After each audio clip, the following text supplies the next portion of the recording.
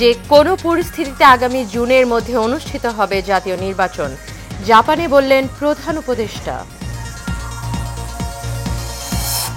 কোনো টালবাহানা নয়, নির্বাচন দিতে হবে ডিসেম্বরের মধ্যেই, তারুণ্যের সমাবেশে বললেন তারেক রহমান। দেশের আকাশে পবিত্র জিলহজ মাসের চাঁদ দেখা গেছে। ঈদুল আজহা উদযাপিত হবে আগামী 7 জুন। এবং ঢাকা সিলেট মহাসড়ক 6 লেনের কাজে ধীর গতি। ঈদ যাত্রায় ভোগান্তির আশঙ্কা, তৎপর প্রশাসন।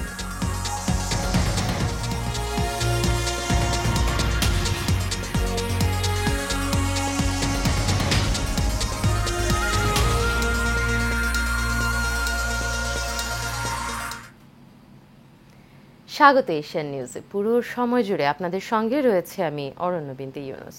এতক্ষণ শুনছিলেন বিআরবি কেবল ইন্ডাস্ট্রিজ লিমিটেড সংবাদ শিরোনাম। এবারে চলে যাব পুরো খবরে। অন্তর্বর্তীকালীন সরকারের প্রধান উপদেষ্টা অধ্যাপক ডক্টর মোহাম্মদ ইউনুস বলেছেন, সরকারের গৃহীত সংস্কার উদ্যোগগুলো এগিয়ে নিতে আগামী বছরের জুনের মধ্যে বাংলাদেশে একটি সাধারণ নির্বাচনের আয়োজন করা হবে। বুধবার অধ্যাপক ডক্টর ইউনুসের সঙ্গে টোকিওর ইম্পেরিয়াল হোটেলে জাপানের সাবেক প্রধানমন্ত্রী এবং জাপান বাংলাদেশ পার্লামেন্টারি ফ্রেন্ডশিপ লীগের সভাপতি তারো আসো সাক্ষাৎ করতে গেলে তিনি এই অঙ্গীকার পুনর্ব্যক্ত করেন। প্রধান উপদেষ্টার প্রেস উইংয়ের পাঠানো এক বিবৃতিতে এ তথ্য জানানো হয়। প্রধান উপদেষ্টা বলেন, অন্তর্বর্তী সরকার 3টি মূল ক্ষেত্রকে অগ্রাধিকার দেওয়ার জন্য কাজ করছে। সেগুলো হলো সংস্কার, হত্যাকারীদের বিচার এবং একটি সাধারণ নির্বাচন।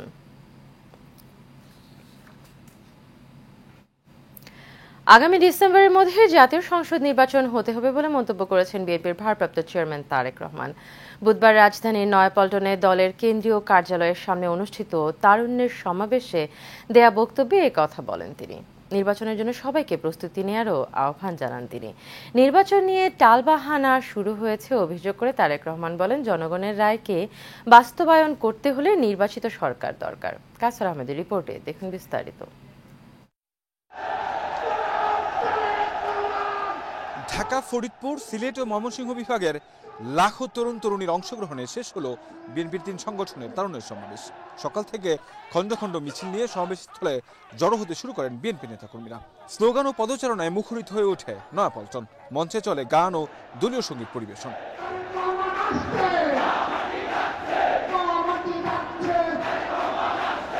অনুষ্ঠানে জাতীয় নেতৃবৃন্দের বক্তব্যের পর ভার্চুয়ালি যুক্ত হন বিএনপির ভারপ্রাপ্ত চেয়ারম্যান তারেক রহমান। তরুণদের তারুণ্যের জোয়ার বইতে থাকে তার অংশগ্রহণে।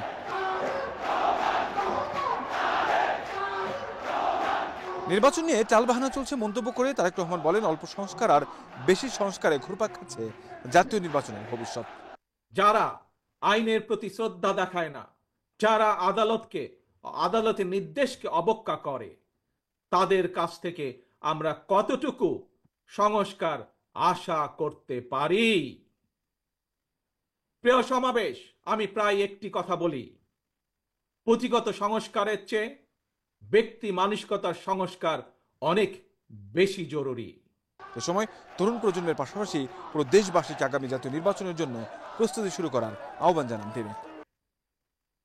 নতুন প্রজন্মের প্রিয় ভাই বোনেরা, আজকের এই সমাবেশ, প্রিয় দেশবাসী, আগামী ডিসেম্বরের মধ্যে আপনারা জাতীয় নির্বাচন অনুষ্ঠান যাতে অনুষ্ঠিত হয় তার প্রস্তুতি নিতে শুরু করুন। কারা রাষ্ট্র পরিচালনা করবে, কারা আপনাদের প্রতিনিধি হবে, জাতীয় নির্বাচনে আপনারা ভোট দিয়ে আপনাদের সেই প্রতিনিধিকে আপনারা নির্বাচিত করবেন। বিএনপি নেতাকর্মীদের প্রতি আহ্বান জানিয়ে তারেক রহমান বলেন, জনগণের কাছে গিয়ে তাদের প্রত্যাশা জেনে মন জয় করতে হবে। জানান, জনগণই বিএনপির সব রাজনৈতিক ক্ষমতার উৎসব। দিল্লি নয়, পিন্ডি নয়, নয় অন্য কোন দেশ, সবার আগে বাংলাদেশ। কাউসার আহমেদ, এশিয়ান টেলিভিশন, ঢাকা। দুর্নীতি মামলায় বিএনপির ভারপ্রাপ্ত চেয়ারম্যান তারেক রহমান এবং তার স্ত্রী ডক্টর জুবাইদা রহমানকে খালাস দিয়েছেন হাইকোর্ট। এর মধ্যে দিয়ে সব মামলায় দণ্ড এবং সাজামুক্ত হলেন বিএনপির ভারপ্রাপ্ত চেয়ারম্যান তারেক রহমান। বিচারপতি মোহাম্মদ খসরুজ্জামানের একক হাইকোর্ট বেঞ্চ এই রায় ঘোষণা করেন। রায়ের প্রতিক্রিয়ায় তারেক রহমানের আইনজীবী বলেন, এই রায়ের মাধ্যমে প্রমাণিত হলো জিয়া পরিবারের কেউ বিদেশে 1 টাকাও পাচার করেনি।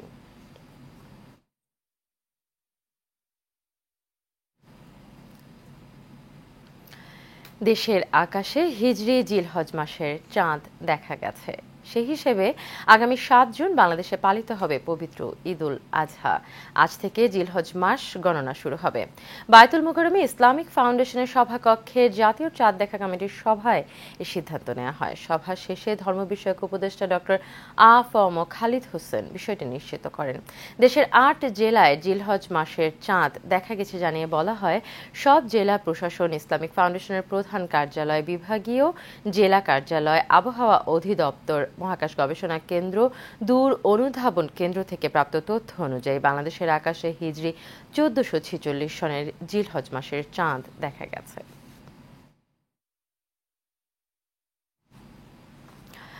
এবার ঈদুল ফিতরে টানা 10 দিনের লম্বা ছুটি। ঘরমুখী মানুষের যাত্রা স্বস্তি হওয়ার প্রত্যাশা সরকারের, কিন্তু মহাসড়কের অনেক জায়গায় উন্নয়ন কাজ অব্যবস্থাপনা ভোগান্তির কারণ হতে পারে বলে আশঙ্কা সংশ্লিষ্টদের। ঢাকা সিলেট মহাসড়ক 6 লেনে উন্নীত করার কাজ চলছে মন্থর গতিতে। এই সড়কের নারায়ণগঞ্জ থেকে নরসিংদী পর্যন্ত বিভিন্ন পয়েন্টে হাটবাজারের কারণে এমনিতেই চাপ থাকে। এতে ভোগান্তির মাত্রা বাড়তে পারে বলে মনে করেন যাত্রীরা। নারায়ণগঞ্জ থেকে রোমান চৌধুরী সুমনের রিপোর্ট, জানাচ্ছেন কাউসার আহমেদ।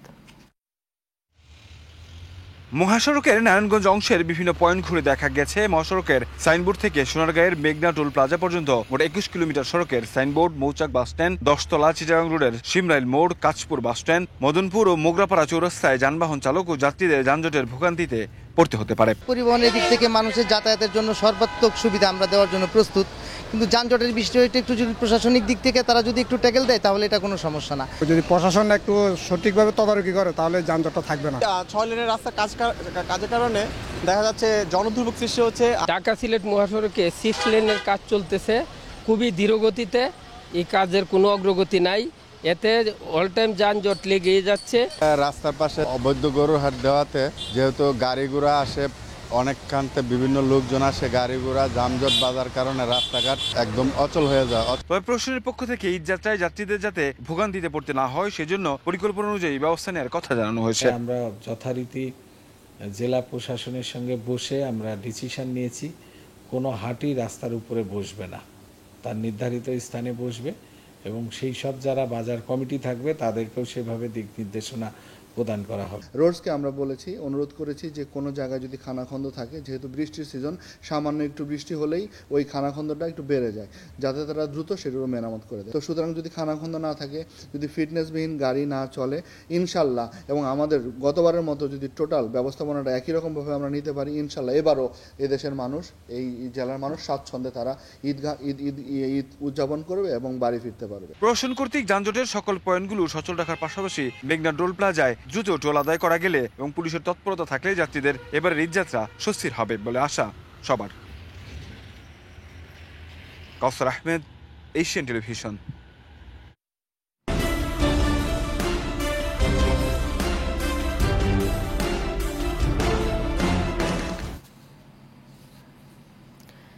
দেশে নিশ্ছিদ্র নিরাপত্তার অধিকারী কাশিমপুর কেন্দ্রীয় কারাগারে চলছে মাদকের রমরমা ব্যবসা। অভিযোগ রয়েছে কারাগারের উচ্চ পর্যায়ের কর্মকর্তারাও জড়িত মাদক ব্যবসায়। 2023 সালে প্রধান কারারক্ষী সহ বেশ কয়েকজন কারারক্ষী গ্রেপ্তার হলেও মাদক ব্যবসা বন্ধ হয়নি কারাগারটিতে। গাজীপুর প্রতিনিধি আরিফ খান আবিরের রিপোর্ট। কাশিমপুর কারাগার নিয়ে একটি কথা প্রচলিত আছে, যা চান সবই পাবেন এখানে। বছর জুড়ে নানা অপরাধের জন্য আলোচনায় থাকে এই কারাগার। অর্থের বিনিময়ে মাদক, নারী সবই মেলে। 2023 সালে ডিসেম্বর মাসে 300 পিস ইয়াবা সহ প্রধান কারারক্ষী সাইফুল ইসলাম গ্রেপ্তার হন। এছাড়াও ইয়াবা, গাঁজা সহ গ্রেপ্তার হন 7 কারারক্ষী। সর্বশেষ গত সেপ্টেম্বরে কারারক্ষী সবুজ হাসান গ্রেপ্তার হয়েছেন। তাদের সবাই এখন সাময়িক বরখাস্ত রয়েছেন। কারো বিরুদ্ধে বিভাগীয় মামলা তদন্তাধীন, আবার কারো বিরুদ্ধে প্রতিবেদন দাখিল হয়েছে। তবে এখনো চূড়ান্ত সিদ্ধান্ত নেয়নি কারা অধিদপ্তর। কারারক্ষীরা গ্রেপ্তার হওয়ার পরও কারাগারে মাদক কারবার বন্ধ হয়নি। ইদানিং বাইরে থেকে গাঁজা ও ইয়াবার বল নিক্ষেপ করে কারাগারের ভেতরে পৌঁছে দেওয়া হচ্ছে মাদক। পরে সেগুলো কারারক্ষীদের সহযোগিতায় পৌঁছে যায় কয়েদিদের কাছে। মাদক ব্যবসায় কারারক্ষীরা জড়িত থাকায় কারা অধিদপ্তর রাষ্ট্রের সাথে প্রতারণা করছে বলে অভিযোগ সুজনের। কারাবন্দীদের কাছে মাদক সরবরাহ একটি খুবই দুঃখজনক ঘটনা, ন্যাক্কারজনক ঘটনা, এবং সেটি যদি কারা কর্তৃপক্ষ সরাসরি জড়িত থাকেন তাহলে তো এটা অবিশ্বাস্য। আশা করছি ঊর্ধ্বতন কর্তৃপক্ষ একটি দৃষ্টান্তমূলক শাস্তির ব্যবস্থার মাধ্যমে ভবিষ্যতে যেন এরকম ঘটনা না ঘটে সেটির ব্যবস্থা নেবেন। কারাগারের ভেতরে মাদক বিরোধী অভিযান পরিচালনা করতে পারে না পুলিশ, এজন্য কারাগারের বাইরে অভিযানের আশ্বাস এই পুলিশ কর্মকর্তার। কারা অধিদপ্তরের ভিতরের কথা আমরা বলবো না, বাহিরে যে এলাকায় এই সংবাদ প্রাপ্তি হই কিংবা কোনো প্রকার সোর্স থাকে আমরা তাৎক্ষণিক ব্যবস্থা গ্রহণ করি। পাশাপাশি মাদকদ্রব্য নিয়ন্ত্রণ অধিদপ্তর তারাও কাজ করে যাচ্ছে। শতভাগ নিয়ন্ত্রণ করতে না পারার অপারগতা প্রকাশ করে কারা অধিদপ্তর বলছে, আগের তুলনায় এখন তথ্য প্রযুক্তির ব্যবহারে কারাগার অনেকটাই সুরক্ষিত। শতভাগ হয়তো আমরা পারতেছি না, কারণ দুষ্ট লোকের অভাব কোথাও নেই। এদেরকে নিয়ন্ত্রণ করাও যেমন কঠিন, ওদেরকে নিয়ন্ত্রণ করতে এর মাঝে হয়তো বা ফাঁক ফোকরে একটা দুটো কেস এরকম হতেই যেতে পারে। সে ব্যাপারে আমাদের নজরদারি বিদ্যমান আছে। রাখিব নিরাপদ, দেখাবো আলোর পথ, এই স্লোগান থাকলেও কাশিমপুর কেন্দ্রীয় কারাগার তার কয়েদিদের দেখাচ্ছে অন্ধকারের পথ। এই অবস্থার অবসান ঘটানোর এখনই সময়। আরিফ খান আবির, এশিয়ান টেলিভিশন, গাজীপুর। বগুড়ার শাহজাহানপুরে গোহাইল ইসলামিয়া স্কুল অ্যান্ড কলেজের সংঘর্ষ ও ধাওয়া পাল্টা ধাওয়ার ঘটনা ঘটেছে। স্থানীয়রা জানায়, দুর্নীতির দায়ে কলেজের অধ্যক্ষ মোতাহার হোসেন মুকুলের বিরুদ্ধে তদন্ত করতে আসে শিক্ষা অধিদপ্তরের কর্মকর্তারা। এমন পরিস্থিতিতে মোতাহারের লোকজনের সাথে অভিভাবকদের মধ্যে মারপিট এবং সংঘর্ষের ঘটনা ঘটে। পরে এর প্রতিবাদে বগুড়া খুলনা মহাসড়ক অবরোধ বিক্ষোভ করে শিক্ষার্থীরা।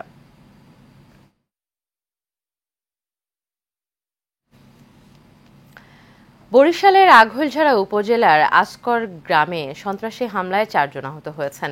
এই ঘটনায় থানায় একটি মামলা দায়ের করা হয়েছে। ভুক্তভোগী পরিবারের অভিযোগ, প্রতিপক্ষ নারায়ণ বিশ্বাসের নেতৃত্বে লোকজন 2 নারীসহ 4 জনকে পিটিয়ে গুরুতর আহত করে। এ সময় তাদের চিৎকারে এলাকাবাসী এগিয়ে এলে পালিয়ে যায় সন্ত্রাসীরা। পরে আহতদের উদ্ধার করে উপজেলা স্বাস্থ্য কমপ্লেক্সে ভর্তি করা হয়।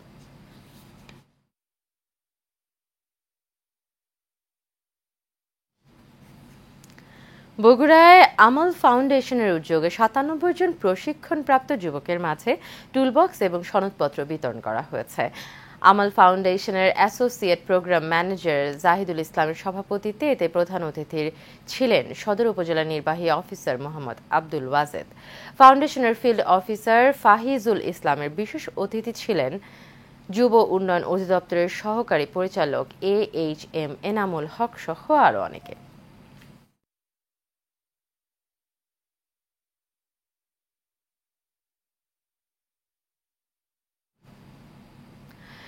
মানিকগঞ্জের হরিরামপুরে programme on agriculture and rural transformation for nutrition entrepreneurship and resilience in Bangladesh প্রোগ্রামের আওতায় পার্টনার কংগ্রেস অনুষ্ঠিত হয়। উপজেলার হলরুমে হরিরামপুর উপজেলার কৃষি সম্প্রসারণ অধিদপ্তরের আয়োজনে এই পার্টনার কংগ্রেস অনুষ্ঠিত হয়েছে। অনুষ্ঠানে বক্তারা জানান, কৃষকদের হাতে কলমে প্রশিক্ষণের মাধ্যমে উৎপাদনমুখী কৃষি থেকে বাণিজ্যিক কৃষিতে রূপান্তরিত করতে সারা দেশের ন্যায় হরিরামপুরে পার্টনার ফিল্ড স্কুলের বিভিন্ন কর্মকাণ্ড পরিচালনা অব্যাহত রয়েছে। অনুষ্ঠানে হরিরামপুর উপজেলা নির্বাহী কর্মকর্তা কোহিনুর আক্তার, উপজেলার কৃষি অফিসার তহিদুজ্জামান, প্রাণী সম্পদ কর্মকর্তা জহুরুল ইসলাম সহ কৃষক কৃষানীবৃন্দ উপস্থিত ছিলেন। চলনবিলের তারা সদর ইউনিয়ন পরিষদে উন্মুক্ত বাজেট সভা হয়েছে। উপজেলার প্রাণী সম্পদ কর্মকর্তা ডাক্তার মোহাম্মদ আমিনুল ইসলামের সভাপতিত্বে এই সভা হয়। উন্মুক্ত বাজেট সভার প্রতিপাদ্য, নিয়মিত কর পরিশোধ করুন, ইউনিয়ন পরিষদ হতে সেবা গ্রহণ করুন। অনুষ্ঠানে ইউনিয়ন পরিষদের সদস্য সহ অনেকে উপস্থিত ছিলেন।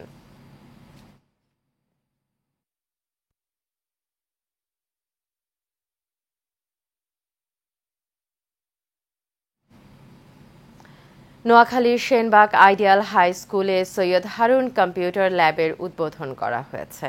বিদ্যালয়ের পরিচালনা কমিটির সভাপতি আবু নাইম খানের সভাপতিত্বে বিদ্যালয়ের এবং সহ সভাপতি আবু সাইদের সঞ্চালনায় সভায় প্রধান অতিথি ছিলেন পৌরসভা বিএনপির আহ্বায়ক আব্দুল হান্নান লিটন। অনুষ্ঠানে উদ্বোধক ছিলেন SF গ্রুপের vice chairman Syeda Sajeda Rashid Shelley.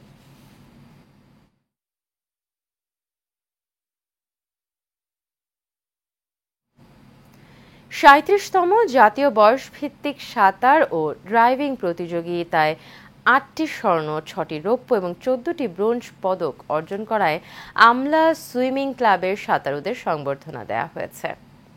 আমলা সদরপুর ক্রীড়া উন্নয়ন সমিতির আয়োজনে সংবর্ধনা অনুষ্ঠানে প্রধান অতিথি ছিলেন আমলা সদরপুর মাধ্যমিক বিদ্যালয়ের প্রধান শিক্ষক আব্দুল গাফার। আমলা সদরপুর ক্রীড়া উন্নয়ন সমিতির সভাপতি মোহাম্মদ রফিকুল ইসলামের সভাপতিত্বে বিশেষ অতিথি ছিলেন আমলা সদরপুর জাহানারা বালিকা মাধ্যমিক বিদ্যালয়ের প্রধান শিক্ষক এনামুল ইসলাম, আমলা সদরপুর মাধ্যমিক বিদ্যালয়ের সহকারী প্রধান শিক্ষক তৌহিদুজ্জামান।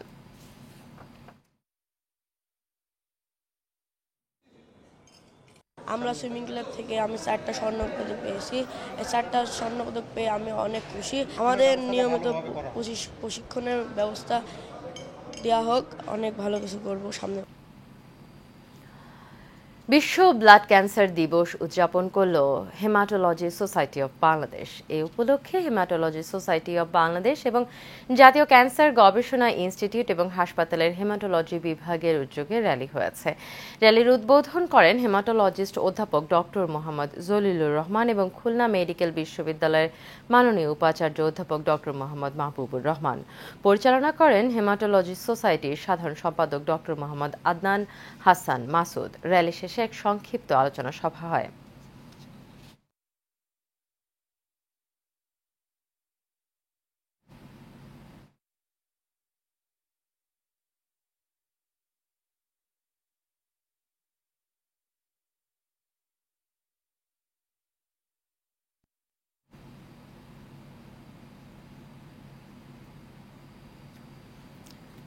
এবারে কোরবানির পশুর হাটের খবর।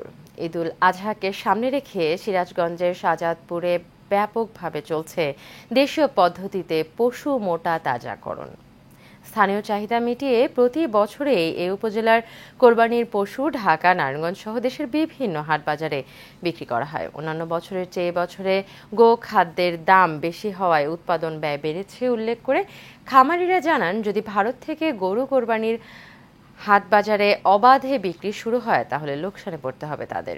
প্রাণী সম্পদ বিভাগের তথ্য মতে সুদূর শাহজাদপুর উপজেলাতেই প্রস্তুত রয়েছে প্রায় 4 লাখ গবাদি পশু। খেয়ার ঘাসের দাম বেশি, এ তুলনায় গরু আমরা ভালো মন্দ খাওয়াইছি, আল্লাহর বলছি গরু ভালো মোটা তাজা হয়েছে। আমরা সরকারের কাছে আবেদন যে আমাদের বাইরের রাষ্ট্র থেকে যেন কোনো গরু আগমন না হয়, তাহলে আমরা হয়তো খামারি বাঁচবো, না হলে খামারিদের খুবই কষ্টদায়ক বিষয় হবে। এটা আমরা অনেক যত্ন সহকারে লালন পালন করে থাকি। এবছরে খাবারের যে দাম সে অনুযায়ী আমরা তো কি হবে এটা বলা যাচ্ছে না। শাহজাদপুর উপজেলায় প্রায় 4 লক্ষ গবাদি প্রাণী রয়েছে। এর মধ্যে 77,000 ষাঁড় গরু হৃষ্টপুষ্ট করা হয়েছে শুধুমাত্র কোরবানিকে সামনে রেখে। আমাদের শাহজাদপুর উপজেলার চাহিদা হলো 25,000।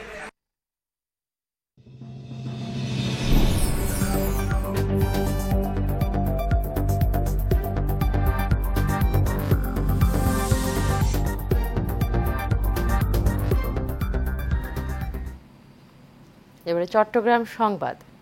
চট্টগ্রামে মসজিদের উন্নয়ন, আশেপাশের খাল এবং ড্রেনগুলোর সংস্কারে সিটি কর্পোরেশন প্রয়োজনীয় উদ্যোগ নেবে বলে জানিয়েছে সিটি কর্পোরেশনের মেয়র ডক্টর শাহাদাত হোসেন। ঐতিহাসিক খাতুনগঞ্জ হামিদুল্লাহ খান জামে মসজিদ পরিদর্শনে গিয়ে তিনি এসব কথা বলেন।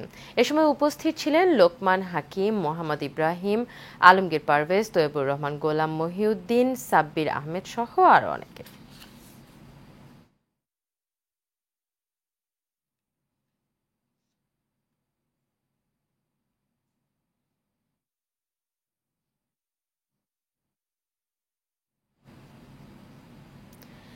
পাঁচলাইশে ওষুধ মার্কেটে সন্ত্রাসী হামলার প্রতিবাদে চট্টগ্রাম প্রেস ক্লাবের সংবাদ সম্মেলন করেন ক্ষতিগ্রস্ত ব্যবসায়ীরা। সংবাদ সম্মেলনে লিখিত বক্তব্য পাঠ করেন মোহাম্মদ আসলাম উদ্দিন। উপস্থিত ছিলেন ভুক্তভোগী ব্যবসায়ী মোহাম্মদ কামাল উদ্দিন, তপন দাস। সন্ত্রাসী হামলায় প্রায় 9টি ওষুধের দোকান ক্ষতিগ্রস্ত হয়। এই ঘটনায় পাঁচলাইশ থানায় একটি অভিযোগ দায়ের করেন ব্যবসায়ীরা। ঘটনার সুষ্ঠু তদন্ত করে দোষীদের বিচারের আওতায় আনার দাবি জানান বক্তারা।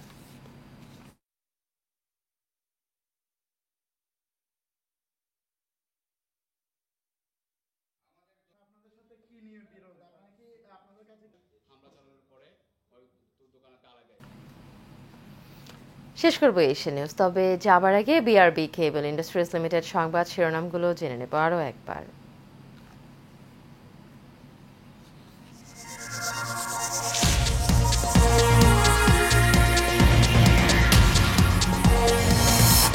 যে কোনো পরিস্থিতিতে আগামী জুনের মধ্যে অনুষ্ঠিত হবে জাতীয় নির্বাচন, জাপানে বললেন প্রধান উপদেষ্টা। কোনো তালবাহানা নয়, নির্বাচন দিতে হবে ডিসেম্বরের মধ্যেই, তারুণ্যের সমাবেশে বললেন তারেক রহমান। দেশের আকাশে পবিত্র জিলহজ মাসের চাঁদ দেখা গেছে। ঈদুল আজহা উদযাপিত হবে আগামী 7 জুন। এবং ঢাকা সিলেট মহাসড়ক 6 লেনের কাজে ধীর গতি। ঈদ যাত্রায় ভোগান্তির আশঙ্কা, তৎপর প্রশাসন।